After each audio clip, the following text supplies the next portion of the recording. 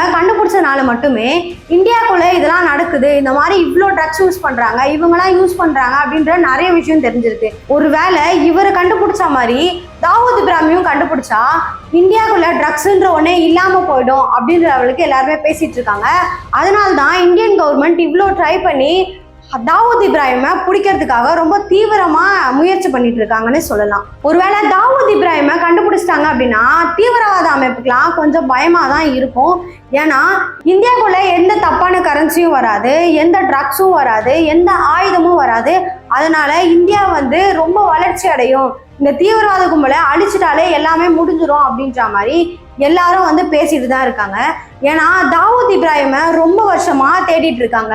பாகிஸ்தான்ல இருக்காருன்னு மட்டும்தான் தெரியும். ஆனா அவர் எந்த இடத்துல இருக்காரு, எந்த இடத்துல தலைமறைவா இருக்காரு அப்படின்ற விஷயம் யாருக்குமே தெரியாத ஒன்னாதான் இருக்கு. இதை பத்தி நீங்க என்ன நினைக்கிறீங்க அப்படின்றத மறக்காம கமெண்ட்ஸ்ல சொல்லிட்டு போங்க.